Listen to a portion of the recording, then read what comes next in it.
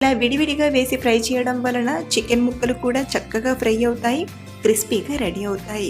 మీరు ఫ్రై చేసేటప్పుడు సరిగ్గా ఫ్రై చేయకపోతే చికెన్ అనేది లోపల ఉడకకుండా పచ్చి పచ్చిగా ఉంటుంది. కాబట్టి మంటను మీడియం ఫ్లేమ్లో పెట్టి బాగా ఫ్రై చేయండి. చూస్తేనే మనం ఫ్రై చేసే చికెన్ ఫ్రై అనేది ఎంత క్రిస్పీగా ఉందో తెలిసిపోతుంది. ఇలా చికెన్ అనేది క్రిస్పీగా మంచి కలర్లోకి టర్న్ అయ్యాక ఇప్పుడు వీటిని ఆయిల్ నుండి తీసుకొని ఒక ప్లేట్లోకి తీసుకుందాం.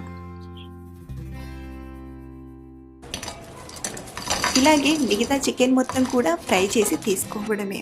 నేను ఇక్కడ కొంచెం చివరిగా పచ్చిమిరపకాయ, కరివేపాకు, జీడిపప్పులు కూడా ఫ్రై చేసి తీసుకున్నాను. అంతే, కరకరలాడే టేస్టీ చికెన్ పకోడా రెడీ అయిపోయింది. మీరు కూడా క్రిస్పీగా ఇలా చికెన్ పకోడాను చిటికలో చేసి పెట్టండి, క్షణాల్లో ప్లేట్ ఖాళీ అవుతుంది. టేస్ట్ అయినా టెక్చర్ అయినా అంత పర్ఫెక్ట్ గా వస్తాయి. సో ఫ్రెండ్స్, ఈ చికెన్ పకోడా రెసిపీ మీకు నచ్చితే లైక్ చేసి మీ ఫ్రెండ్స్ కి షేర్ చేయండి.